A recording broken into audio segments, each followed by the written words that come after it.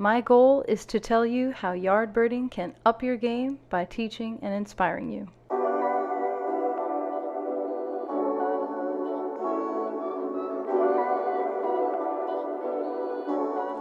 Photographing common birds in your backyard doesn't sound very exciting, but over the years I've found it integral and indispensable to my growth as a birder and photographer.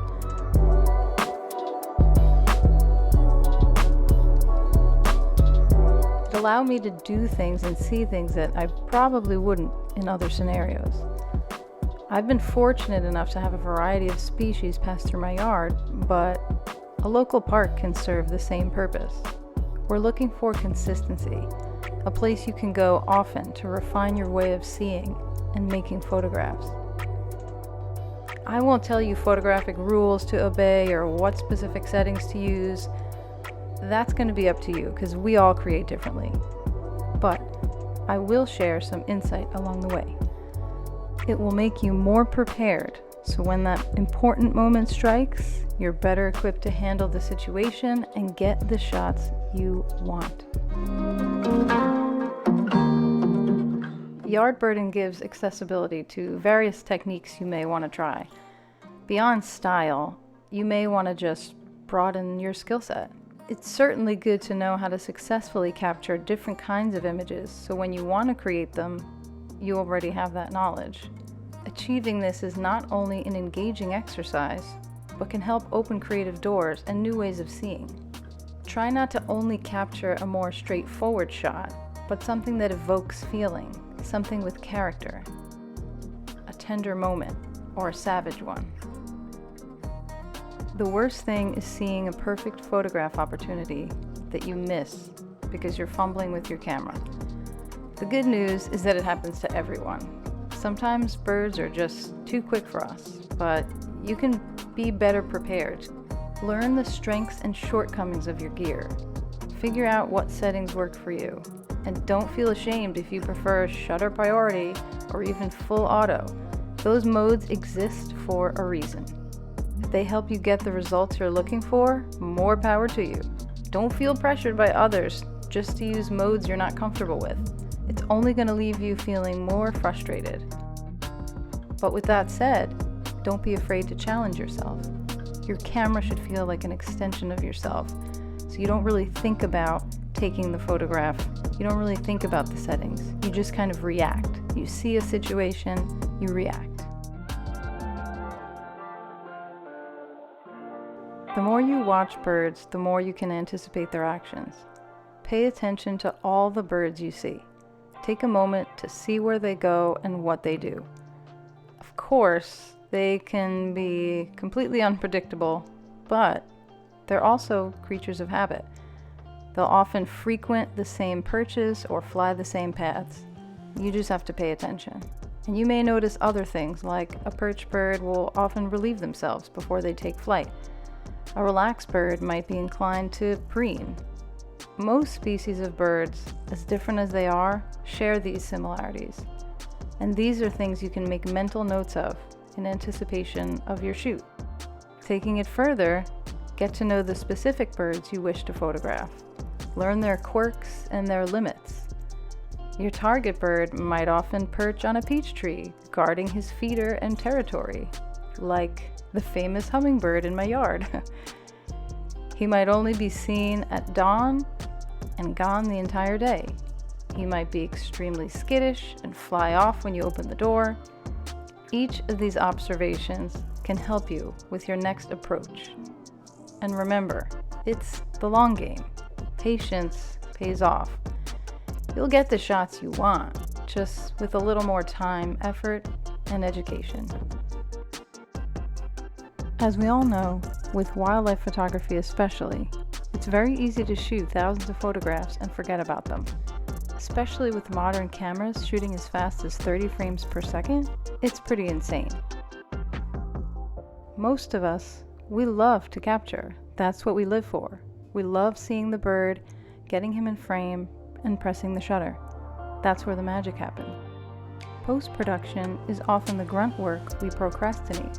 Sure, we love seeing the final images realized and remembering those moments, but we can certainly feel encumbered with all those images piling up. That's why we need a process.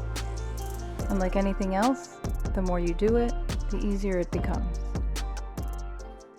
Just going to walk you through a little bit of my process and a little bit of my thinking. Nothing prescriptive, you could do what you want, just showing you how I break down this crazy process. Maybe it'll give you some insight into how you can break down yours. If you want, the first thing to do, I would say, is to, if you don't have like a newer, faster computer, probably be easiest if you build one-to-one previews. That way you're not spending a million hours, you know, loading each image, because that's definitely something that is going to deter you. So, you know, I just literally keep my fingers for the most part on a couple of these keys here, because hotkeys are the way to go. So arrows obviously toggle through each, and then I've got P, and then I've got 7 or 8. So that's how it works. So P is a pick. So if the photo is nice and I like it and I might edit it, then it gets a P. If it's a definite stunner, like, oh wow, that's excellent, that's a 7. 7 is yellow. So yellow is like super hot. What's better than yellow? Green. Green is the next color. That's just how I do it. Don't ask me why. It's just the keys. That's the way it works. So yellow, super hot. 8 is like, oh my God, best of shoot, amazing, great. So that's how I do it. Sometimes I use different colors for other things. Sometimes I use stars, but for the most part, that's it. So we got P for pick. Might want to edit it. 7 is a definite, gonna edit, and 8 is a definite too. So let's see how that works. So as you can see, I'm just toggling through these, and most of these are gonna get an X. So X means I don't want it. You might delete a photo because it's not in focus, or it's just gross or stupid or pointless. However you decide, whatever the criteria. Though sometimes I keep photos that are bad because they're interesting. You know, it might not be winning any photography awards, but you know, I like the behavior, or it was an interesting moment, or whatever, or it's hilarious and I missed focus terribly and I like to look at it and laugh. What can I say? So there's that. But otherwise it's just the X for delete, you know, for the most part. And sometimes I leave them unmarked, and that's kind of a TBD. But for the most part, you want to X out the ones you want to throw in the trash, because we want to optimize our space here. So yeah, this one's terrible. Like, I'm not going to keep any of these, so I would just XXX, going through XXX. So again, I'm not going to really do this. I'm not going to go through every single one, but you can see previously I had selected this one. So what was happening in this series, I saw this little fledgling, you know, the mom was feeding him. It was pretty fun. I kind of liked it. And then I was like, well, maybe I can get a more interesting view. So I kind of was poking around on the ground here, and so I got a nicer view. And so that's these next set of photos. So he was adorable on his little perch right there. So, you know, I was able to get that. So that's definitely a P. And you know, again, I can edit some ones that are not marked in yellow too. Whatever rules you want. It's, you know, because I want to just see if it's going to work out. So obviously these I don't want, because they are, you know, he's looking away from the camera. He's about to jump. He's about to jump. Jump. So, you know, moving along in the shoot, he was going up on the hill. So I had marked this one previously and kind of did a little editing. Sometimes I just do a quick edit. Like, it's good to have also, again, this is not going to be super in-depth, but it's good to have some preset things that you do often. So for example, I have some masks here, and I have some presets. They're called Bird Face 1 and Bird Face 2. So they're a kind of combination of contrast and lightening and brightening of shadows, which I often do to birds. You know, and maybe sometimes the bird has a color cast on him. Maybe he's a little too green here, and we want to add a little magenta to, you know, even him out a little bit. Things like that are good to do if you just want to quickly get a sense for a photo, but not, you know, spend all the time retouching it. That's another quick tip. But yeah, you don't have to go crazy. This is what it is. So I mean, I had pulled these out previously. That's kind of cute. You know, maybe crop right in here a little bit. This little hilarity with his little schnoz right there. Very adorable. But yeah, basically you can just see where this is going. You know, just click through, press P, click through, press P. it's very easy. See, there you go. I'm talking in circles here. So, obviously this was just a quick edit, like I was saying before, just to see if, I had liked it. Obviously, see what happens. It's just so I can get an idea if I want to continue editing it, like if it's worth it, I guess. So, maybe I'll X these out because they're not so great. But that's what it's all about, folks. Just getting your shortcuts. You don't have to know 50 different things. Just get like 2 or 3. I got the pick. I got the the X out, or the U if you made a mistake, it's unpick. And then the 2 colors. That's it. That's all I got to do. And then when you're done, you sort by whatever filter, narrows down. If you're like, oh, well, let's see, which are the super dope ones that I want to edit right now. And here's one. So there you go. Boom. You got your photo. But now that I'm looking at this was 10,000 ISO. Little higher than I want. It's not too bad because the R3 is great, but might want to clean it up a little bit. And this is where I do Topaz. So let's pull that up real quick, but I'll show you how I use it. Okay, so this is what I do, folks. So I had done a preliminary edit, like I was saying before, and I just create a virtual copy. So I might want those edits that I did. So the edits are there in the virtual copy. And now what I do is I take the edits away. So where is that right now? There we go. Reset. I don't know. I put it on the spot. I can't think. Okay, so like I said, it's a little bit more noisy than perhaps I want. Maybe we can clean that up a little bit. Denoise right here. It's fine. It can either, if I don't do edits, you can say edit original or edit a copy. There's no adjustment, so it's fine. So let's pull this up. Now I'm going to say this. The AI has gotten so good on this. Look at that. It automatically selected what it thinks. Okay? Low light. And again, it's not a ton, but it's just enough to say, it's like a little bit of a relief. Now again, I don't mind noise too often. It makes things look real, but sometimes, like I said, when you crop in especially, you kind of want it to be a little bit cleaner. So as you can see, look at that. It's like stunning. I mean, especially in all of this beautiful background detail, it's just, look at it. It's so much more delicious. That's pretty much it. So, I mean, you can adjust this as, as per image. Obviously, sometimes you need to remove a little more noise.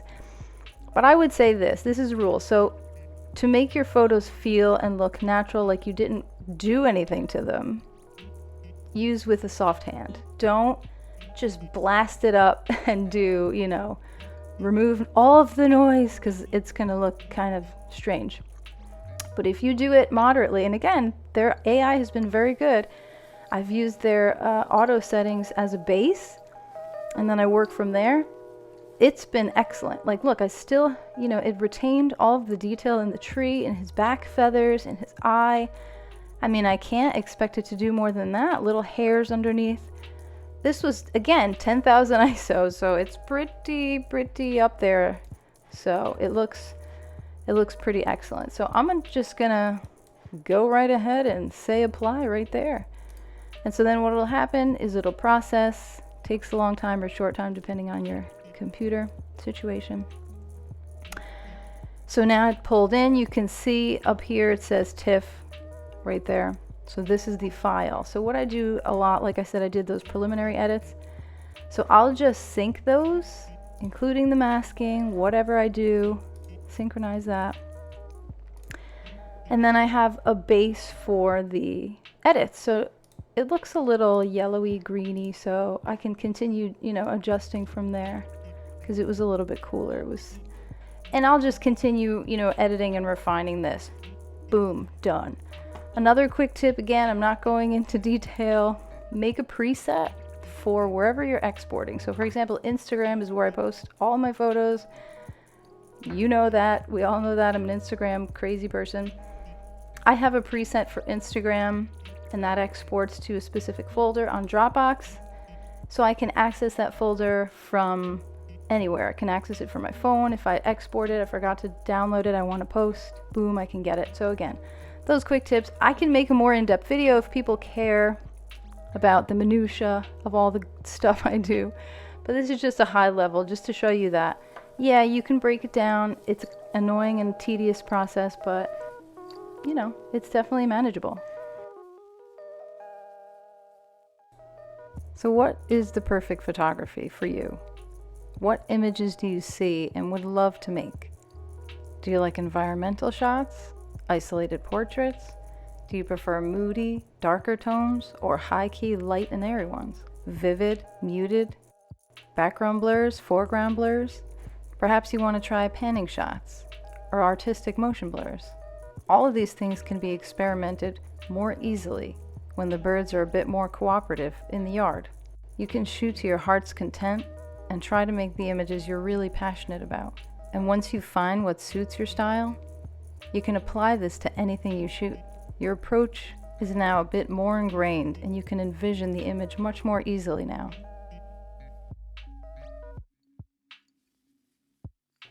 Sometimes we struggle whether it's in the field or at the desk.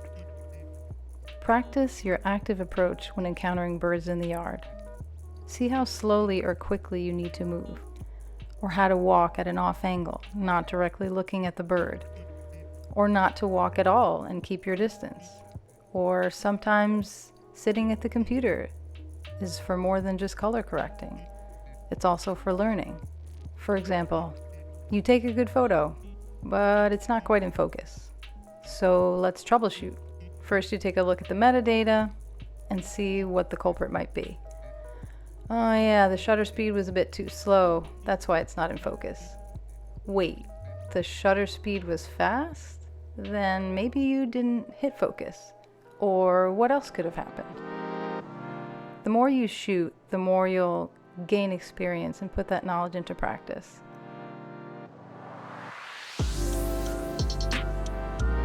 You've shot every bird you always wanted to see and captured every image you ever dreamed of.